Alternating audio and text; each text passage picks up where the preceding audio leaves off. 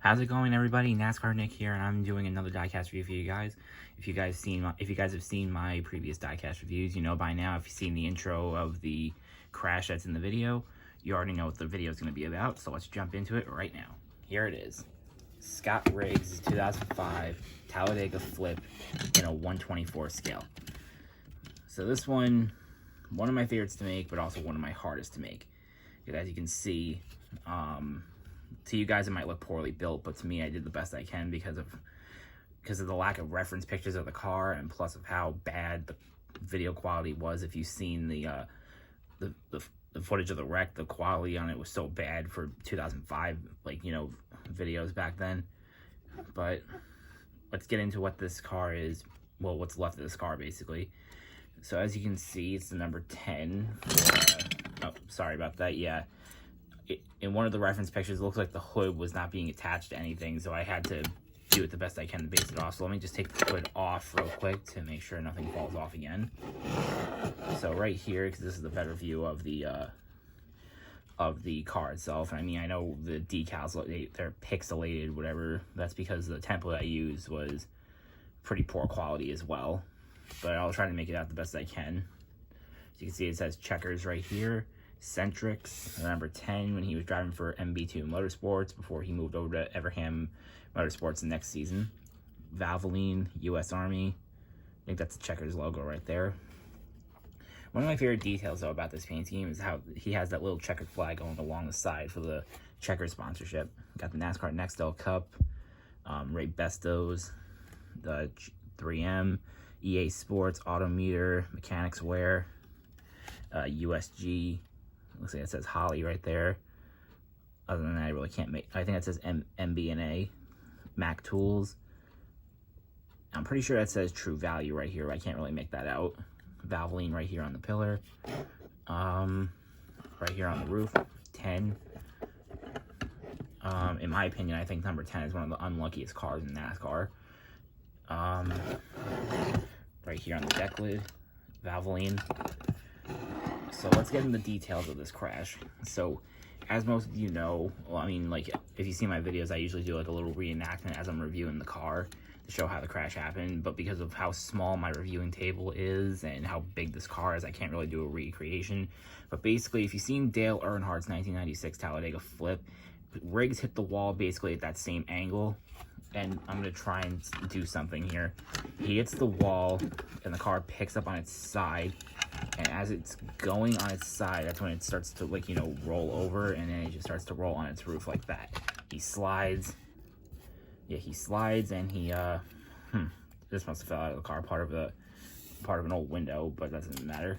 But anyway, he starts to slide on his roof, starts rolling until, as he's in mid flip, he's hit by Jeff Burton and basically almost lands on top of Burton's car.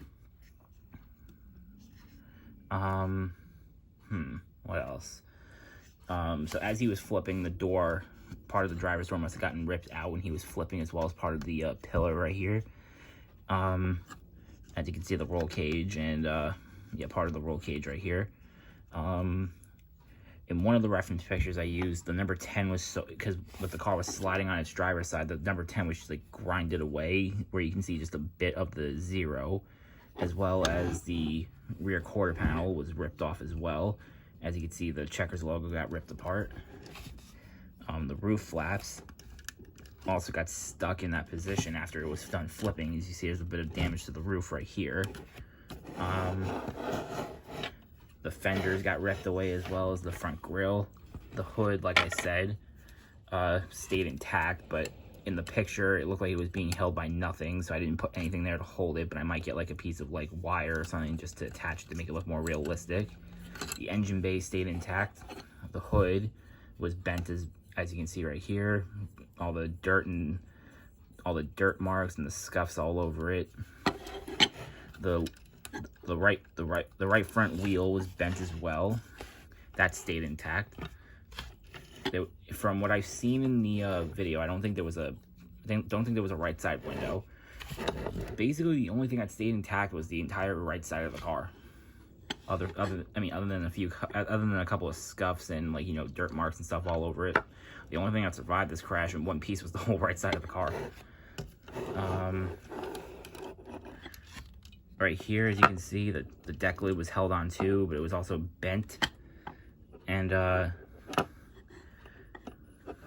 basically being held on by, like, a wire or something, or like the what do you call them, the hatch or something, whatever it holds it down, might be wrong. And then basically the back of the car bent right here. And basically, so that's pretty much it with this car.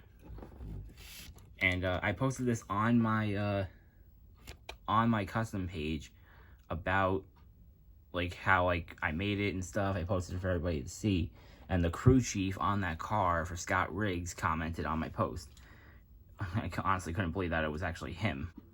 And the crew chief on his car that day just so happened to be Rodney Childers. And obviously you know who Rodney Childers is. But, yeah, so Childers commented on my post about this on my custom page on Instagram. And he basically said, he told me about the whereabouts of that car after the race. I mean, not the current whereabouts. I'm pretty sure this car has been, like, you know, scrapped or something, or compacted. But he said after the race, they wanted nothing to do with the car. That they just left it at the track, and paid a guy who was using a wrecker to they paid the guy to just tow it back up to North Carolina. And pretty much from there, I don't know if MB2 Motorsports repaired the car or not, or if they destroyed it, they compacted or scrapped it. But either way, Rodney Childers just said that they left it at the track and paid some guy to bring it home to North Carolina because of how destroyed it was. So, I mean, I'm gonna wrap it up now, guys. And once again, I'm sorry for a short video, or to you if it seemed a little boring. But I mean, like I said, it really wasn't anything to go review about with this car. But like I said, if you guys enjoyed this video at all, if you guys want any more requests done, if you have any requests at all, if you have requests for future diecasts that you want to see, or custom wrecked versions that you want to see, leave a comment below. Remember to like, comment, and subscribe to my channel. And I'm going to leave a link to my custom page on Instagram in the description if you want to take a look at my work. But anyway, guys, this is NASCAR Nick signing off. And once again, guys, have a nice one.